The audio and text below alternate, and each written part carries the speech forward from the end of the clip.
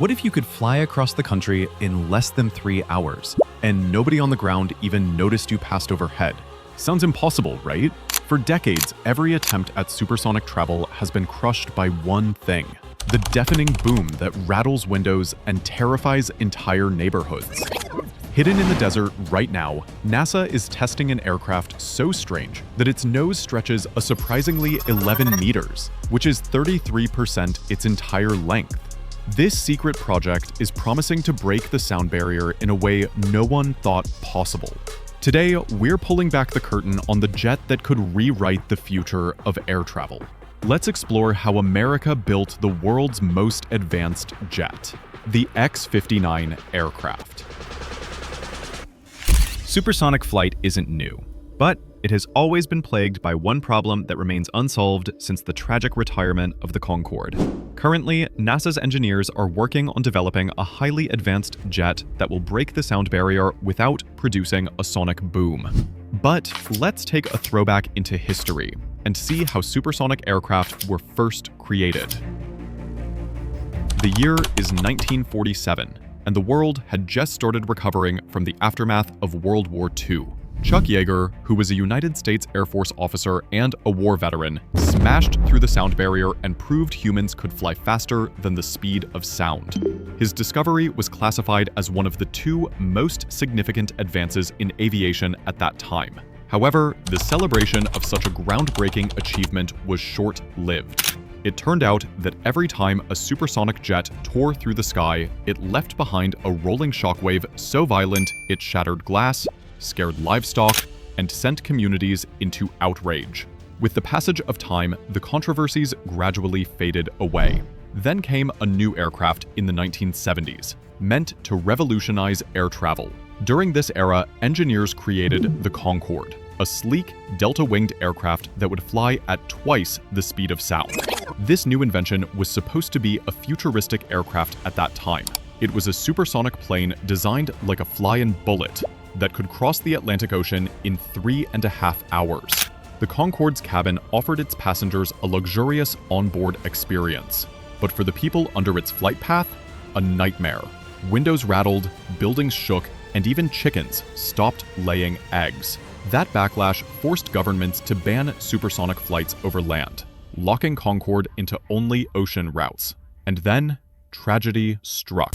After 3 decades of enduring public outrage, the Concorde dealt itself a final blow as Air France Flight 4590 crashed in 2000. Apparently, the airplane had burst into flames upon takeoff, resulting in the death of everyone on board. By 2003, the last Concorde was retired, but NASA wasn't ready to let the dream die. So how do you silence something that's basically a thunderclap riding on jet fuel? To help you understand why this question posed a huge problem for engineers, let's first take a look at what the sonic boom is and how it is created. When an aircraft moves, it pushes air molecules out of the way. At supersonic speeds, those disturbances ripple outward as pressure waves, which we instantly hear as sound. The aircraft often moves as fast as the pressure waves it creates, while staying ahead of them. Since the sound waves can't escape forward anymore, they start piling up. Instead of a gentle flow of sound waves, the air compresses into a dense wall of pressure around the aircraft's nose and wings. The moment it shatters through its own compressed sound waves is what we call breaking the sound barrier. Once through, the stacked up shock waves don't just vanish. They spread outward in a cone shape, trailing the plane. Eventually, they will hit the ground as the famous sonic boom. And this isn't just a little pop. It's a wall of sound, around 105 decibels, which is about as loud as being inside a techno nightclub in Berlin.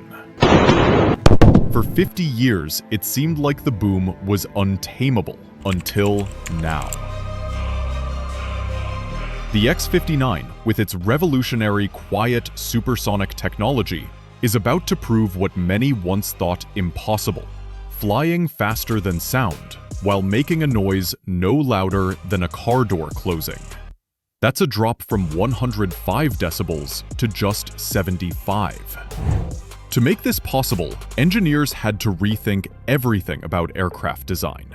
They went back to the drawing board, but this time with a powerful tool the Concorde era never had: supercomputers. At NASA's Langley Research Center, the work began with one question: how do shockwaves actually move around an aircraft? Using advanced wind tunnels, they discovered that shockwaves didn't form in just one place, but in several spots along the plane's body. In traditional designs, these waves combined into a loud boom. But NASA engineers realized that if they kept the waves apart, they could reduce the noise that reached the ground. In 2017, early tests of a small-scale model showed encouraging results. With special flow visualization, they could see how different shapes changed the shockwave pattern. This was a turning point. From there, engineers ran countless computer simulations, refining every curve and angle. Each new design was tested virtually to predict its sonic footprint. To check their work, they used wind tunnel tests with Schlieren photography, a method that makes shockwaves visible. This confirmed their models and gave them confidence to push further. By late 2018, tests on another scale model proved the idea could work. This was the turning point that birthed the X-59. The new aircraft appears to be strangely different from traditional planes. Its most striking feature is its nose, which stretches an unbelievable 11 meters.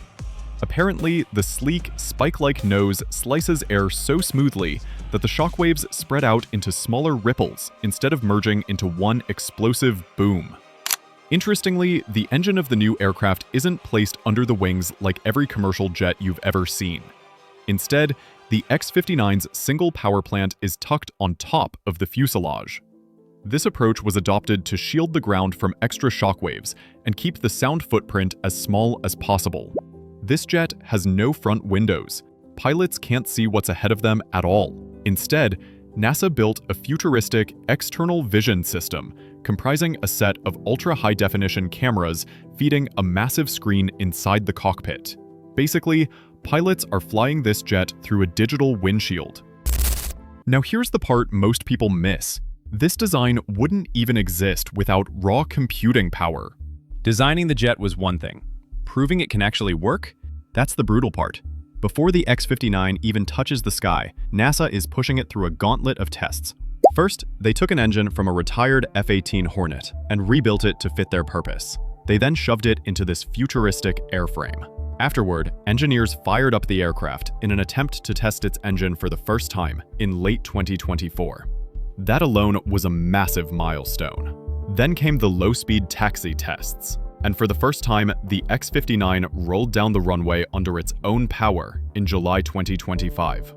To outsiders, it just looked like a slow drive. But for NASA, watching that bizarre long-nosed jet move on its own wheels was proof that years of design and assembly weren't just theory anymore. Engineers needed to know that a single imperfection won't snap under Mach 1.4 flight conditions. They're even calibrating every sensor, every fuel tank, every rivet. Because in this jet, precision isn't optional, it's survival. Oh, in case you didn't get the technical term, Mach 1.4 flight conditions require an aircraft to travel 1.4 times the local speed of sound, which is a speed of approximately 925 miles per hour. Do you know? Even if NASA perfects the technology, the X-59 won't be useful unless the laws change. For more than 50 years, flying faster than sound over land has been outrightly banned in the US. But now, for the first time in decades, the rules are starting to bend. In June 2025, the US president signed an executive order telling the FAA to finally rethink the supersonic ban. For NASA, that's a green light to prove their jet isn't just quiet in a lab, but quiet in real life. However, regulators aren't just measuring decibels anymore. They're measuring human reaction. That means the future of supersonic flight doesn't rest with NASA, or even the FAA. It rests with everyday people. NASA's X-59 has already soaked up more than $632 million, and that's just a prototype. If private companies want to scale this into fleets of passenger jets, we're talking billions more. airlines won't gamble unless they're sure customers will actually pay sky-high ticket prices. The X-59 could mark the moment humanity stopped crawling across the skies and started sprinting. Of course, nothing is guaranteed. It could fail, like so many projects before. But if it succeeds, the quiet crack of its sonic thump won't just echo across neighborhoods, it'll echo across history. And when you hear that faint boom overhead in the future, you might just remember this moment, when the dream of supersonic flight was reborn. Subscribe for more. Until next time.